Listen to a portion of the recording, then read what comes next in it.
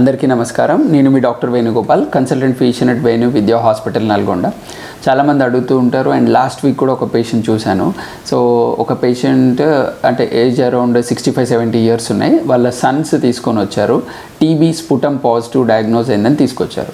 So అతనికి తీసుకొచ్చిన తర్వాత వాళ్ళ యొక్క డౌట్స్ ఏంటంటే, సరే ఇతనితో కలిసి ఒక ఇంట్లో ఉండొచ్చా, అతన్ని టచ్ చేయొచ్చా, అతను యూజ్ చేసిన యుటెన్సిల్స్ ప్లేట్స్ యూజ్ చేయొచ్చా అండ్ అతని దగ్గర ఉండొచ్చా లేదా అని ఇన్ని డౌట్స్ తోటి అతన్ని చాలా దూరంగా నిలబెట్టి తీసుకొచ్చారు. సో యూజువల్గా టీబీ స్ప్రెడ్ ఎలా ఉంటుందంటే డ్రాప్లెట్ ఇన్ఫెక్షన్. అవతల వాళ్ళు అంటే టీబీ ఇన్ఫెక్ట్ అయిన వాళ్ళు దగ్గినప్పుడు ఆ డ్రాప్లెట్స్ మనం ఇన్హేల్ చేస్తే మనకు కూడా టీబీ వచ్చే అవకాశం ఉంటుంది. సో యూజువల్గా టీబీ వచ్చిన పేషెంట్కి మాస్క్ పెట్టి అతనికి కొంత దూరం ఉండి మనము డ్రాప్లెట్స్ ఇన్ఫెక్షన్ రాకుండా చూసుకున్నట్లయితే ఏమీ కాదు. అతన్ని టచ్ చేయడం వల్ల కానీ అతను తిన్న ప్లేట్లో తినడం వల్ల కానీ టీబీ ఇన్ఫెక్షన్స్ రావు.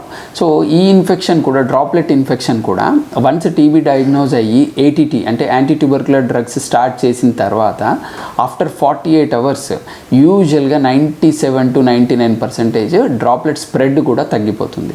కాబట్టి టీబీ వచ్చిన పేషెంట్తో ఉండొచ్చు, కానీ ఆ పేషెంట్కి మాస్క్ పెట్టాలి. సో అతన్ని టచ్ చేసిన యుటెన్సిల్స్ వల్ల టీబీ అనేది రాదు. ధన్యవాదాలు. Please like, share and follow for more health updates.